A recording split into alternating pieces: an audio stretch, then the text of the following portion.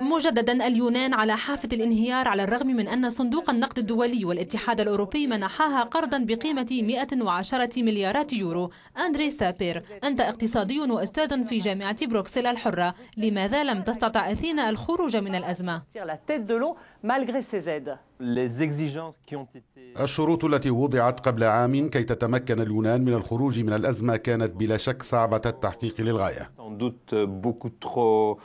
والمعلومات الأخيرة تفيد بأن العجز اليوناني يظل أكثر بكثير مما كان متوقعا، وأن اليونان لن تستطيع على الأرجح التوجه إلى الأسواق للحصول على تمويل إضافي في عام 2012 كما توقعت ذلك خطة الاتحاد الأوروبي وصندوق النقد الدولي.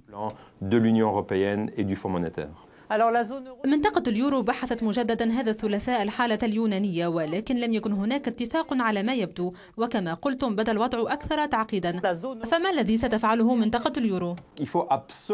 قبل كل شيء يجب على الأوروبيين التوصل وبسرعة إلى رأي مشترك، ثم عدم المضي قدما بخطوات صغيرة، بل عليهم وضع خطة ذات مصداقية على المدى المتوسط وليس فقط على مدى الأيام والأسابيع المقبلة.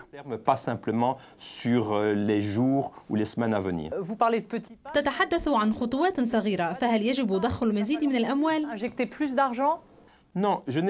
كلا، لم أقل يجب ضخ أكثر من 110 مليارات يورو، ولكن يجب معرفة كيفية إدارتها. ذلك أن الأسواق المالية لا تثق مجددا في أن التدابير التي اتخذت ستسمح بإيجاد حل دائم. هذه هي المشكلة الحقيقية، لأنه لا يمكن تقديم قرض إضافي كل 6 أشهر أو كل عام، بل إيجاد حل ليس للأشهر المقبلة وإنما للسنوات المقبلة، ويمكنه أن يكون ضروريا لبلدان أخرى، وهو ما يعقد الأمور، لأننا نعرف أن الدور آت بالنسبة إلى إيرلندا والبرتغال بعد اليونان. Pour d'autres pays, ce qui complique bien sûr la chose, parce qu'on sait bien qu'on a l'Irlande et on a le Portugal qui ne sont pas très loin derrière la Grèce. ما هي السيناريوهات الكارثية التي نخشاها في حال فشل إنقاذ اليونان، لا سيما بالنسبة إلى تلك البلدان الأخرى في منطقة اليورو وإلى منطقة اليورو برمتها؟ أنا لا أريد أن أتوقع على الإطلاق سيناريو كارثيا ولا أفكر فيه. فقط هناك حلول كلها صعبة، ولكن هناك حلول. هذه الحلول تأتي عبر الوحدة السياسية،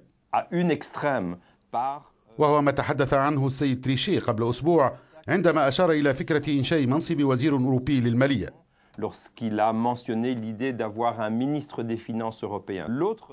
هذا حل. الحل الآخر على المدى القصير يتمثل في تدخل القطاع العام. أعتقد أننا وصلنا إلى نهاية حل من دون القفز نحو وحدة سياسية،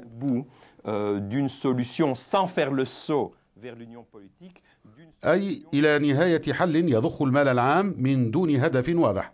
وبالتالي هناك طلب من ألمانيا وأيضا من هولندا وفنلندا وربما قريبا من بلدان أخرى بضرورة مشاركة القطاع الخاص الذي يملك جزءا مهما من سندات الخزانة اليونانية.